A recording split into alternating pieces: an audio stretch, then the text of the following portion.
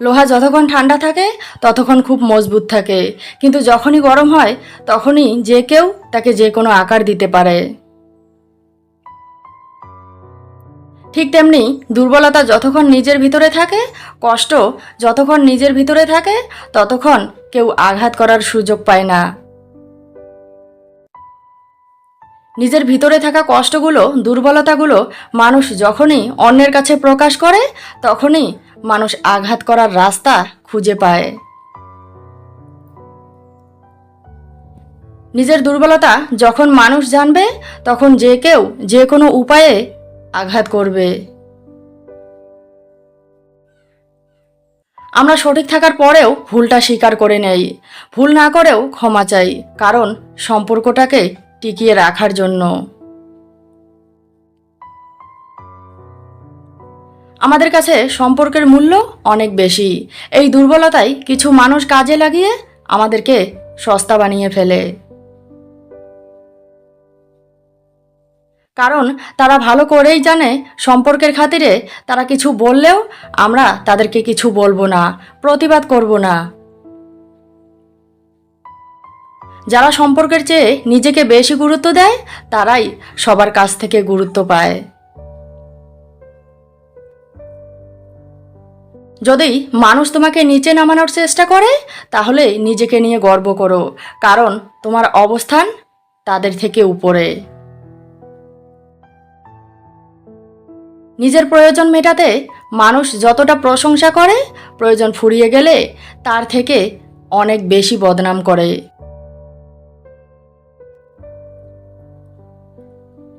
মানুষ বাইরে থেকে যতটা আপন সাজে, ভিতর থেকে ততটা আপন হয় না। মানুষ যতটা মিষ্টি কথা বলে, ভিতর থেকে ততটা সরল হয় না। মধ্যবিত্তদের শখ বলতে কিছু নেই, শুধু মানিয়ে নিতে হয় বুকে কষ্ট আর মুখে হাসি নিয়ে বেঁচে থাকতে হয়। মধ্যবিত্ত ঘরের ছেলে মানে পরিবারের সুখের জন্য নিজের ছোট ছোট স্বপ্নগুলোকেও বিসর্জন দেওয়া। মধ্যবিত্ত মানে বুকের কষ্টগুলো মুখের হাসি দিয়ে লুকিয়ে রাখা। মধ্যবিত্ত মানে স্বপ্ন ভাঙার যন্ত্রণা লুকিয়ে বলতে পারা, ভালো আছি।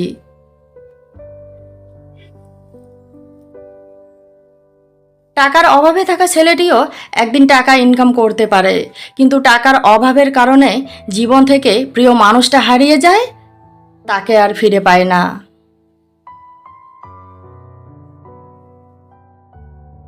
যারা আমাকে হিংসা করে, এটা তাদের যোগ্যতা।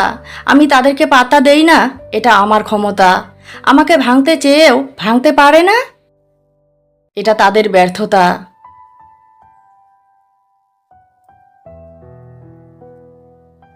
মানুষ যাদেরকে খুব সহজেই বিশ্বাস করে, তারা খুব সহজেই তাকে ঠকায়। বয়সের সাথে বাস্তবতা যে অভিজ্ঞতাগুলো দেয়, তখন মানুষ সাথে থাকলো নাকি দূরত্ব বাড়ালো, প্রশংসা করলো নাকি সমালোচনা করলো, তাতে কিছু যায় আসে না।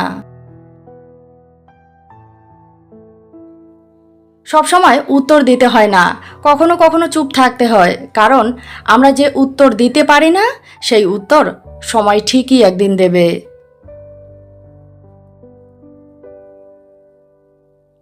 জীবনটা বড়ই অদ্ভুত। অভাবে থাকলে মানুষ অবহেলা করে, সুখে থাকলে হিংসা করে, কষ্টে থাকলে মানুষ ঠেস মেরে কথা বলে, মন খুলে হাসলে মানুষের জ্বলে।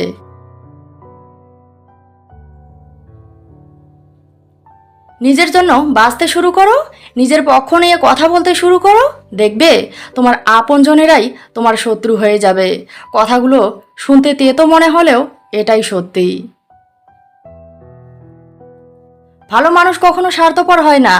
ভালো মানুষ শুধু সেই সব মানুষের থেকে দূরত্ব বাড়ায় যেখানে তাদের কদর থাকে না। জীবনের সবচেয়ে কঠিন কাজ হলো মানুষ চেনা। যে মানুষগুলো সবচেয়ে কাছের হয়, সবচেয়ে আপন হয়, হঠাৎ করে সেই মানুষগুলোই পরের মতো আচরণ করে।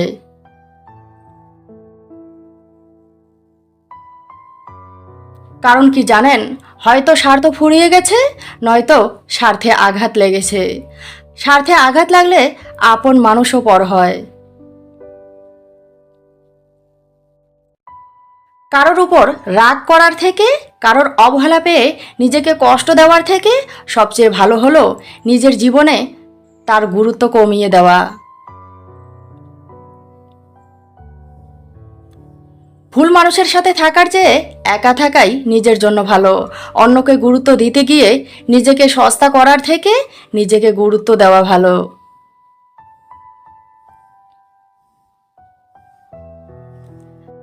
আপনি দোষী কেন জানেন? কারণ আপনি দায়িত্ব পালন করেন। যারা দায়িত্ব পালন করে না তাদের কখনো দোষ হয় না, উল্টো তারাই আপনাকে দোষ দেবে।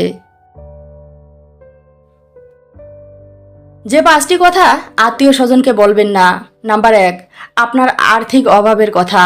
কারণ সময় যখন খারাপ যায় তখন সবাই খারাপ ব্যবহার করে।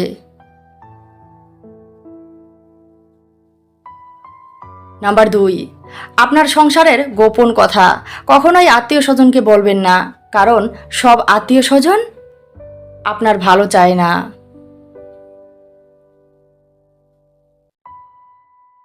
নাম্বার 3, ভবিষ্যৎ পরিকল্পনার কথা। আত্মীয় স্বজনকে বলবেন না। নাম্বার 4, আপনার ব্যর্থতা। আত্মীয় স্বজনকে শেয়ার করবেন না।